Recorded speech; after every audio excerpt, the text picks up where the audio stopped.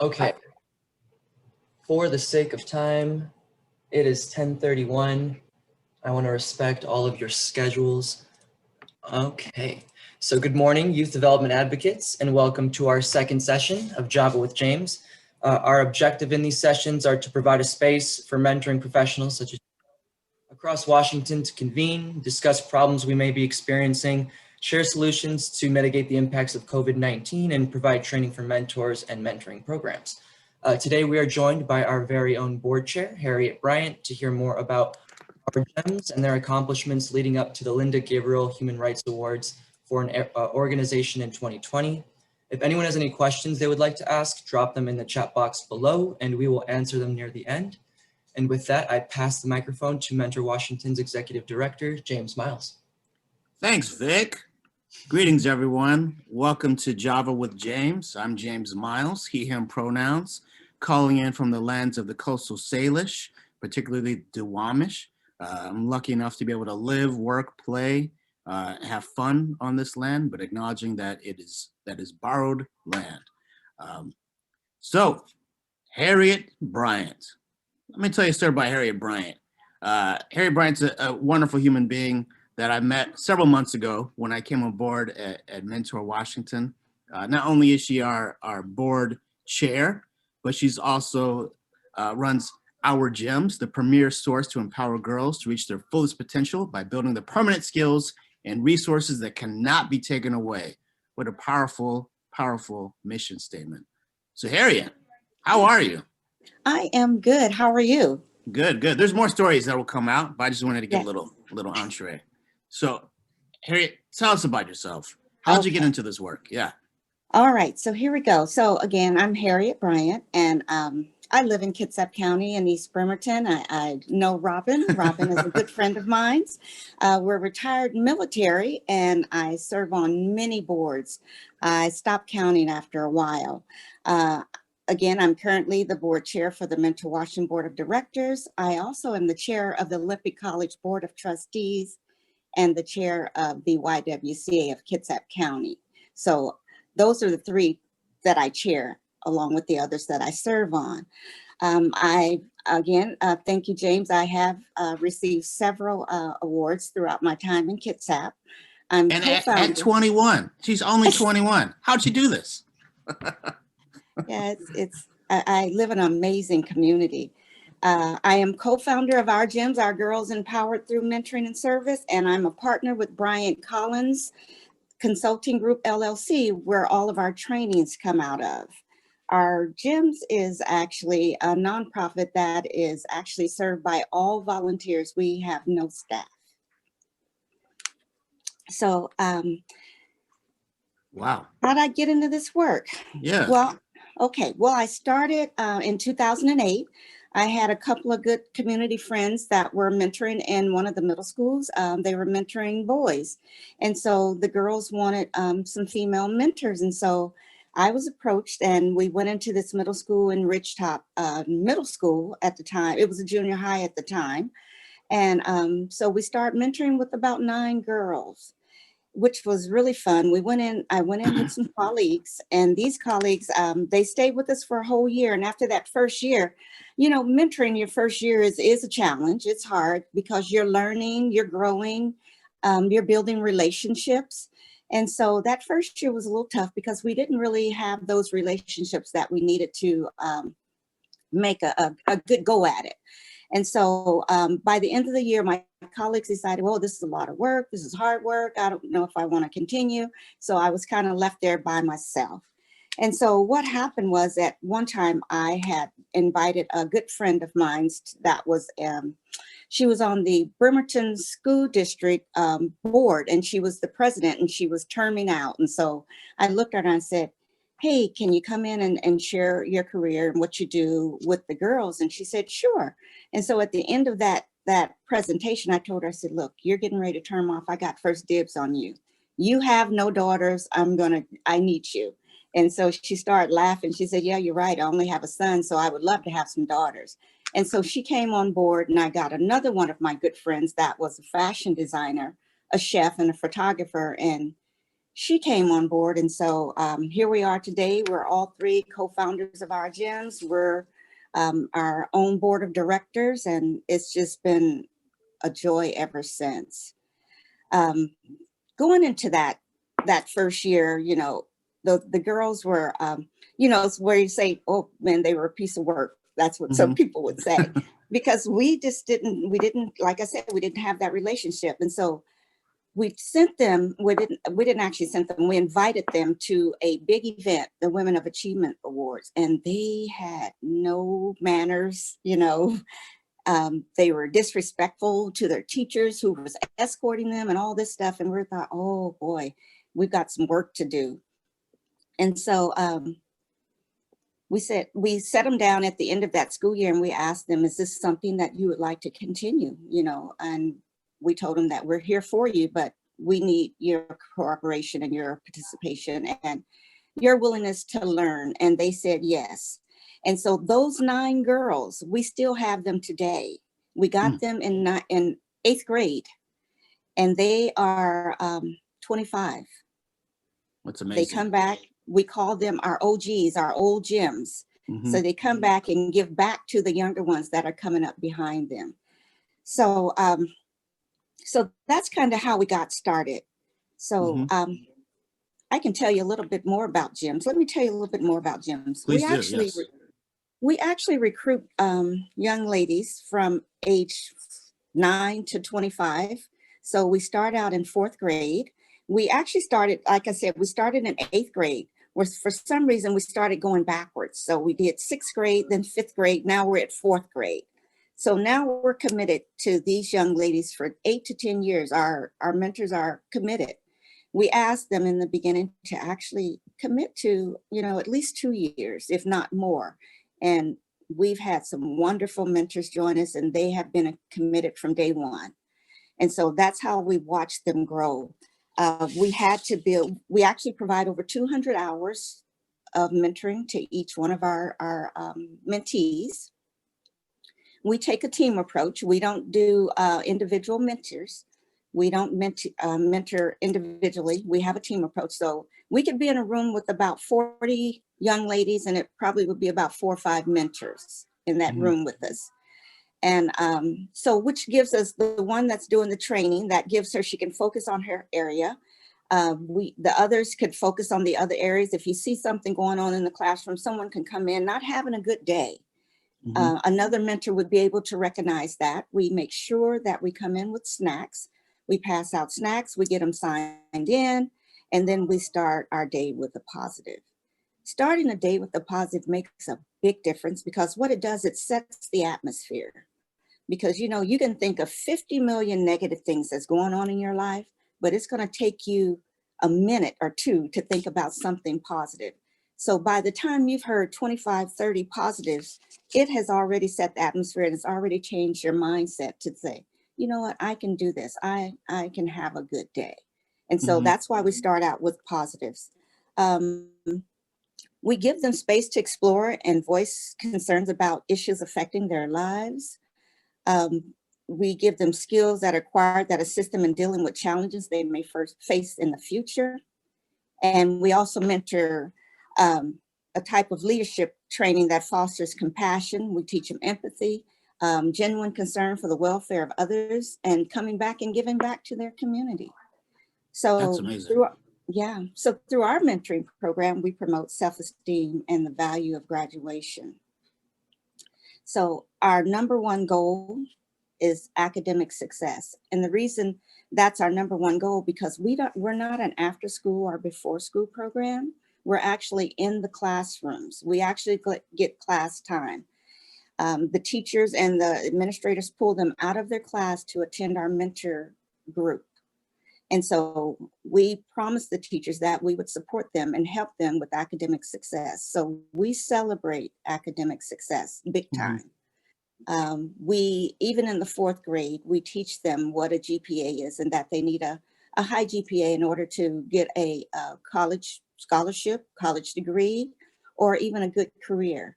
And so one of our young ladies said, what is a GPA? So we broke it down to her and we told them. She says, well, you know, our school does something different. We do numbers now. We do 1s, 2s, 3s, 4s. Our teachers hardly ever give us 4s. And so we told them, you know what? Well, then let's focus on the 3s, because when you're at a 3, that means you have a pretty good GPA. And so that's really important to the school districts. We've helped graduate 196 young men and women from high school. We celebrate them at their graduation. We go to every single graduation. We personally touch them, at graduation. Our girls, we have a fine jeweler that has designed a necklace just for our girls that graduate from high school. They don't graduate from the program, but they graduate from high school, and that's the only time they can get this necklace. And we've had 193 necklaces made and given out to each one at their graduation. They get it at graduation. So it's a great opportunity, and it's a great thing to have a part of someone that you can share their lives with. And so we connect with the parents. We thank the parents for giving us an opportunity to just be a small part of their children's journeys. And so with that, gosh, is there... Yeah, I like, so many things are popping into my head. You mentioned positively greeting the young people every day, right? And that's cognitive behavioral therapy that says that to overturn one negative interaction, you need 5 positive interactions. So that's really successful that you're doing that. And obviously, you just recipient of an award. I'm wondering, now that we've been, we're almost a year into COVID, you've still maintained success. And we have a bunch of other mentor organizations and nonprofits on the call. What applications could you provide for them to mirror, model, emulate the success that you've been having at OurGEMS? Well, since we've been in the pandemic, before we go there, we're actually in 18 schools, all 5 school districts. And so with the pandemic coming in, that meant that we had to stop being in the classrooms for sure. And so what we did is we took time out to figure out how we could reinvent our program online through Zoom or however we were going to do it. So we did that. And during that time, we had to actually give the schools time to figure out what they were doing, because it was a disruption to everyone. And so we gave them that time. And so we stopped right at March 13th. And then we came back in right before school was out, because the schools were adjusting. They were trying to get all the kids Chromebooks. They were doing all this stuff. And so what we did is we contacted the counselors, and the counselors were ecstatic that we were willing to step in and help them support the students. And so it's the main thing is to build relationships with your administration and your schools, and make sure you build relationships with your students. And make sure that you understand the process of what they're doing at school.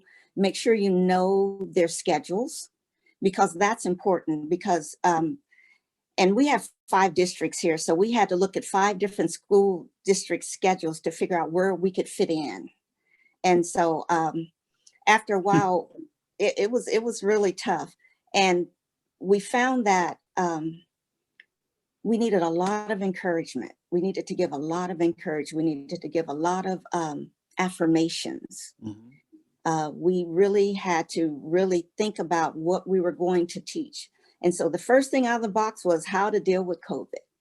Right. And they were super excited. And so then we had to figure out, well, they're used to us giving snacks. So now what do we do? So we started doing boxes. So we actually sent out gift boxes to the students full of snacks. We put in 2 or 3 masks, because we wanted to make sure that we wanted them to be safe, if they're going to be out and about. We made sure that we just put a lot of fun things in there. We put gift cards to Starbucks, the things that we'd have did if we were in the classroom. So that was one thing that we did. And also, when you're on Zoom, a lot of the kids do not like to show their faces. And so we had to understand why. And so we figured it out really quick, because when they would come on, they wouldn't show their faces, but they would unmute themselves. And it was just so much distraction in the background. Gosh, you could, and they would, so that's one of the reasons why they were always on mute and they didn't want to show their faces. And so what we've decided to do is we decided to give them a GEMS backdrop for them so that they don't have to worry about that. And we're also fundraising to get each one of them headphones so that they don't have to worry about hearing us, from all the background. And another thing too, we had to really pay attention as doing group mentoring, which is great on Zoom, because one can manage the chat, one could teach, and one could just kind of observe what's going on. And at one point, one of our young ladies started crying, but the teacher kept teaching. And so we started, one was observing and one was talking to her in chat. Well, what was going on? It was something going on in her house. And so we asked her, is your mom home? And there was, all the other girls were on the call too. And the girls were very sensitive. They were empathetic.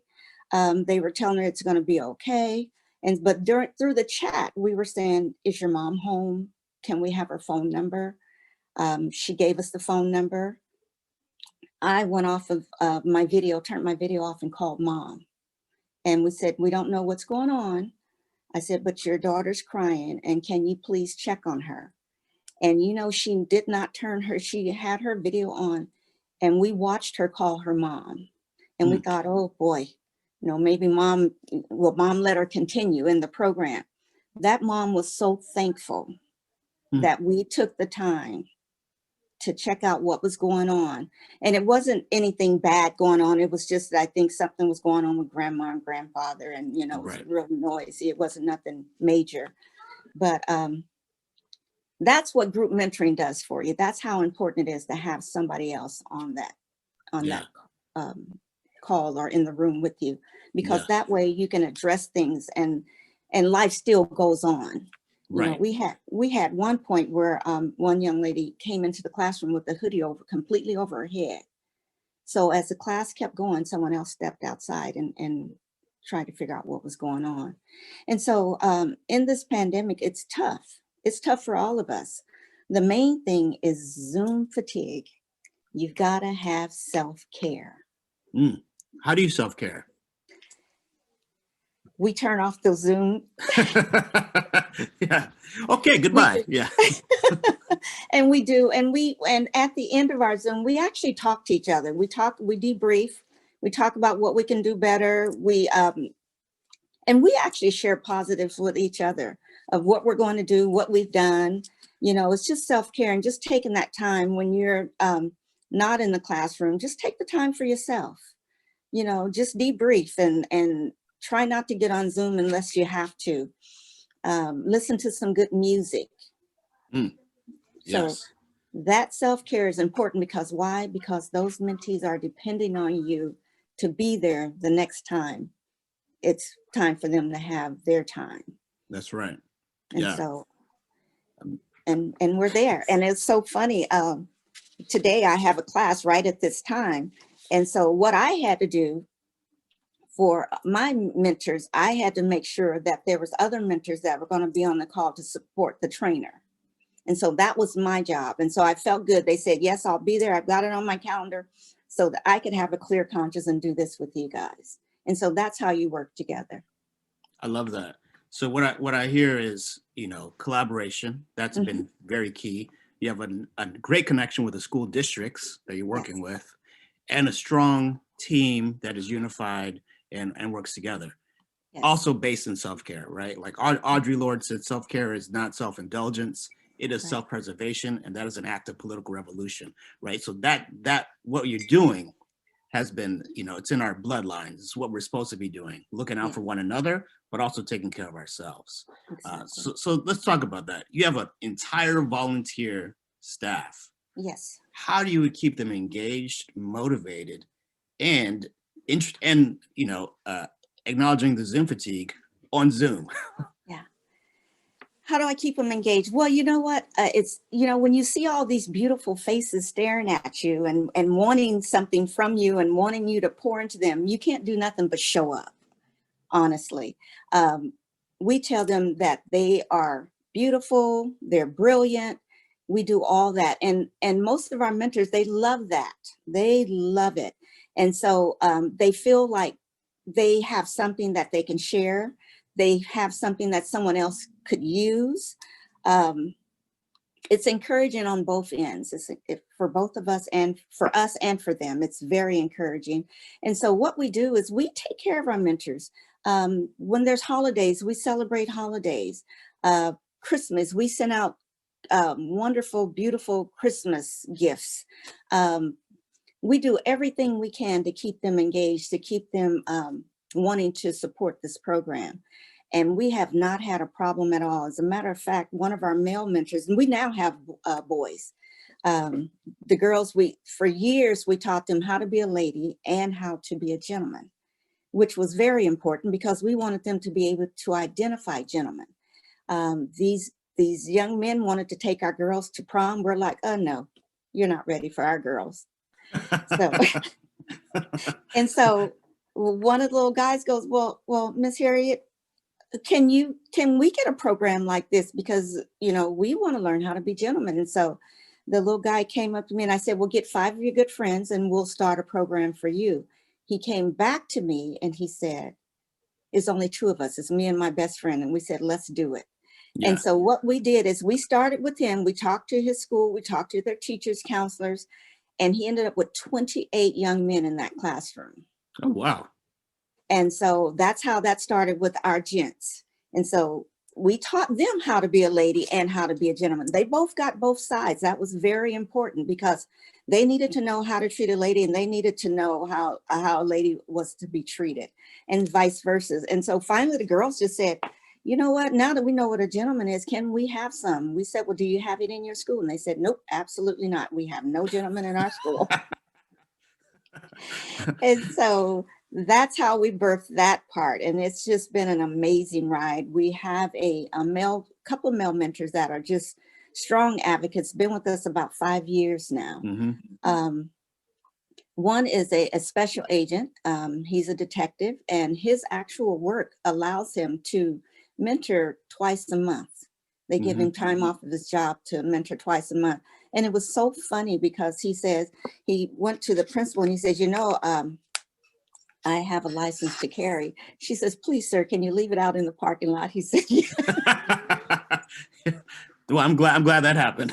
Yeah, we started laughing, but he, it was his job and he couldn't actually leave it at home because he was actually coming from work.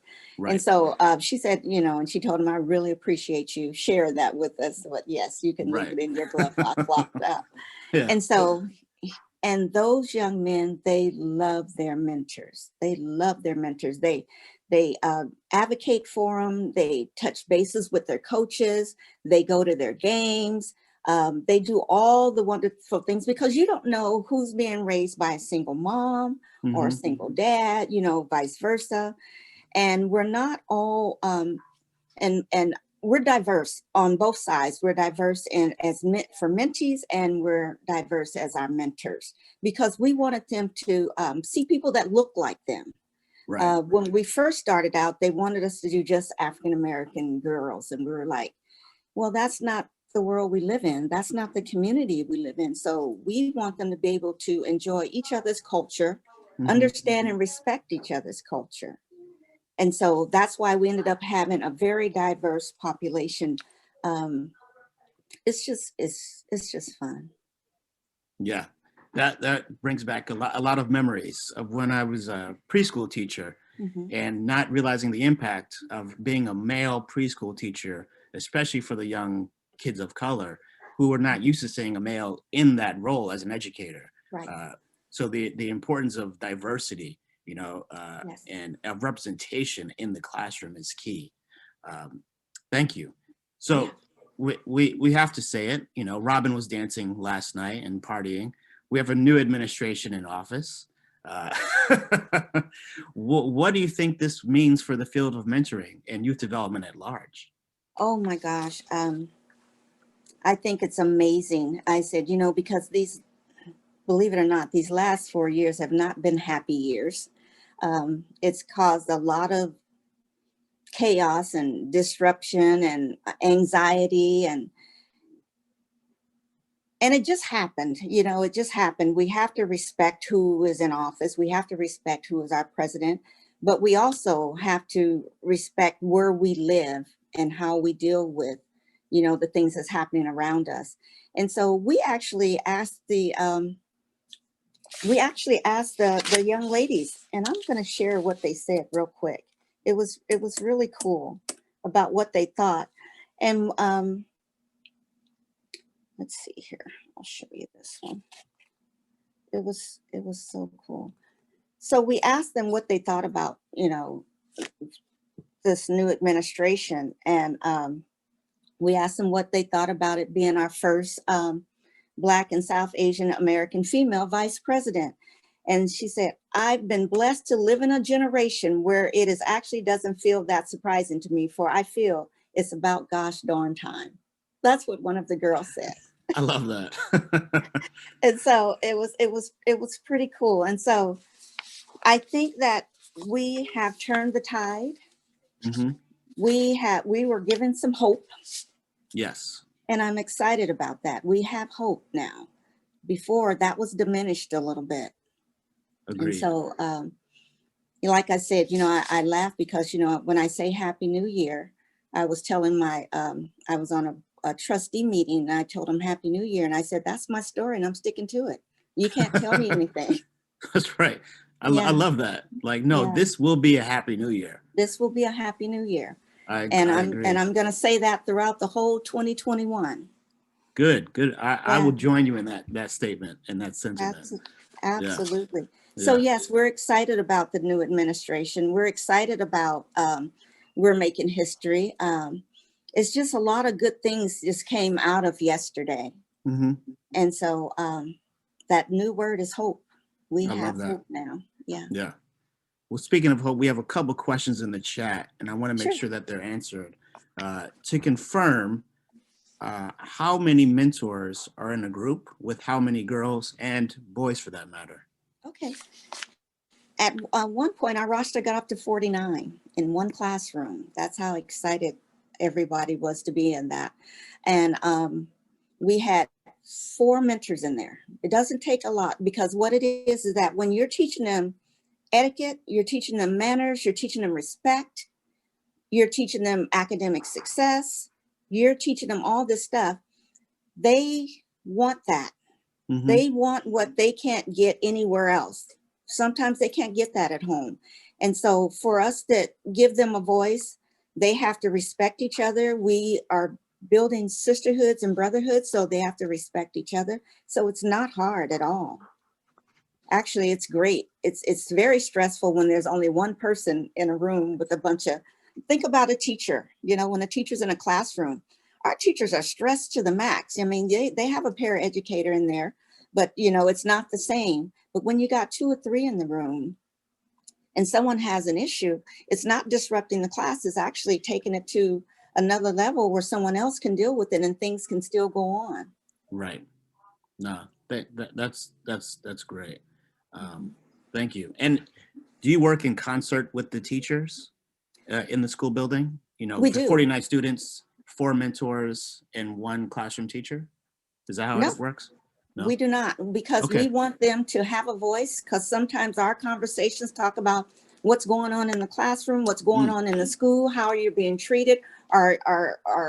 Is things respectful? Are you being respectful? There's some things we talk about that they don't want their teachers, their administrators, their parents to hear, because they want to have a voice and they want to be able to express themselves freely.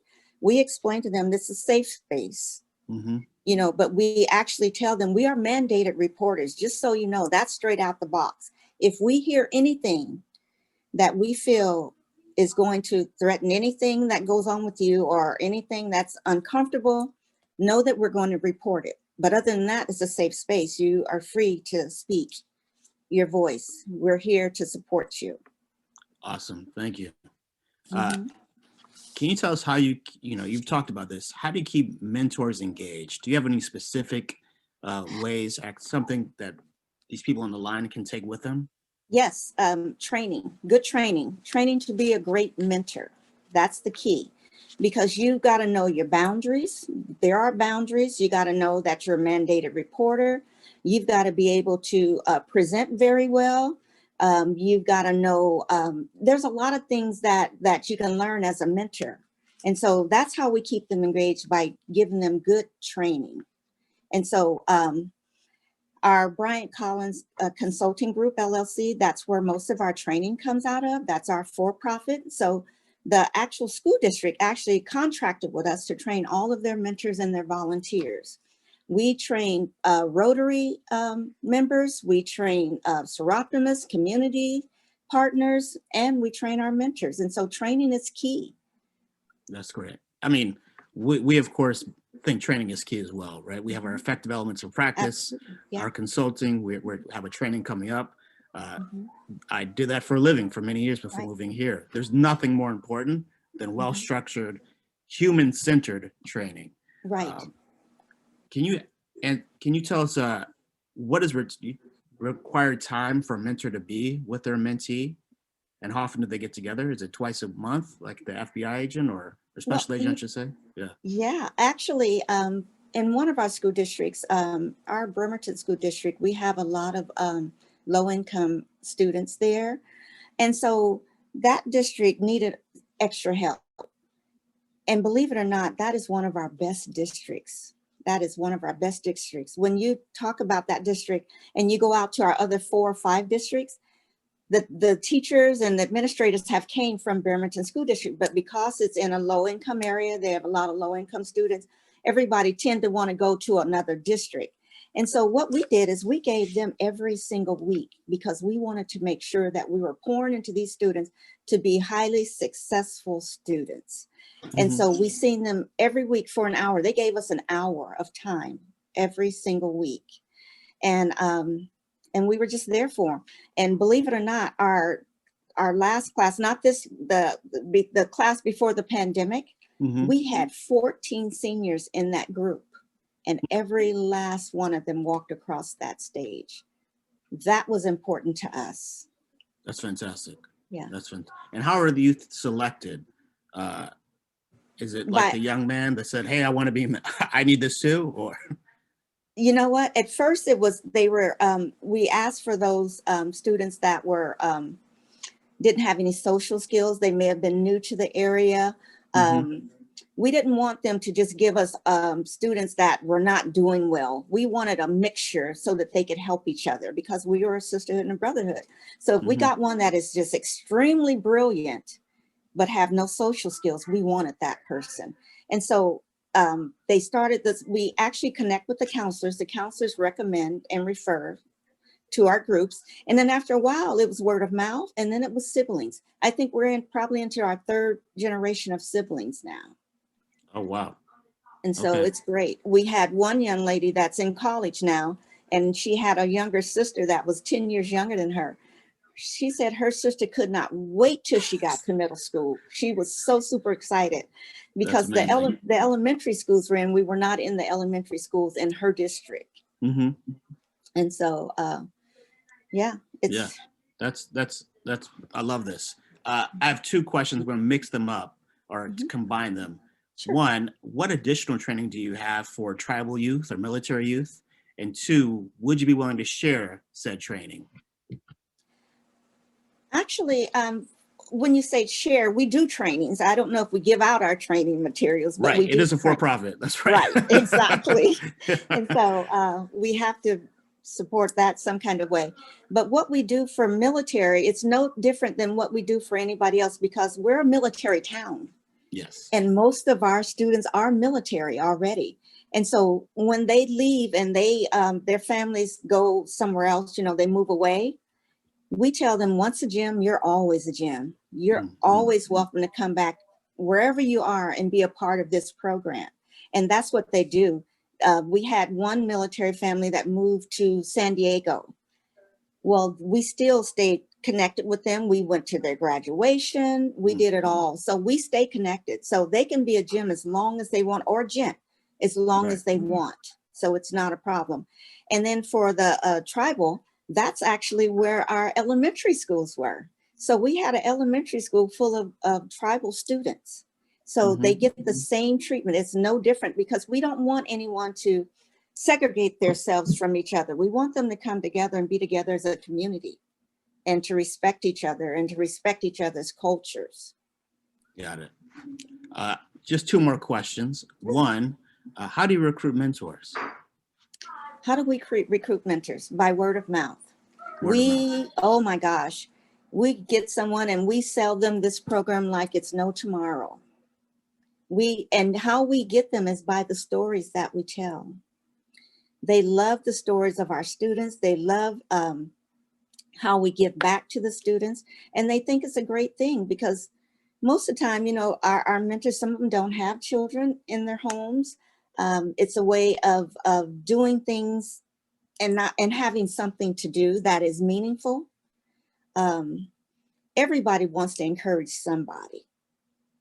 And so we actually, and they have to have background checks. The school actually does all the background checks for us. We didn't have to worry about that. You had to make sure that you had a background check, and that was, you had to do that every 2 years.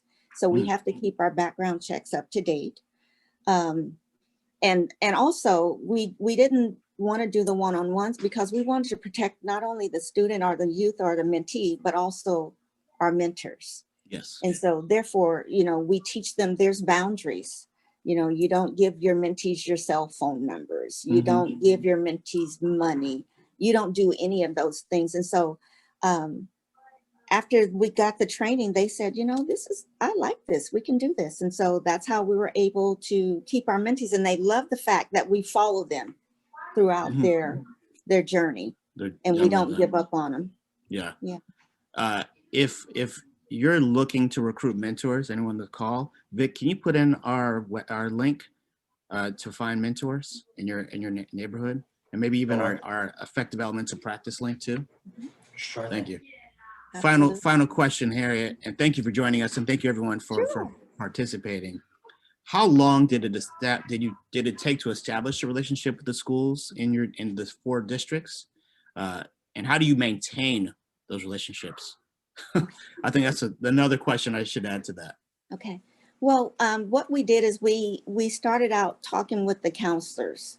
And so we tried, they wanted to, in the schools, most of the time the schools say, we don't have time to put anything else on our plates. Our plate is full, this and that.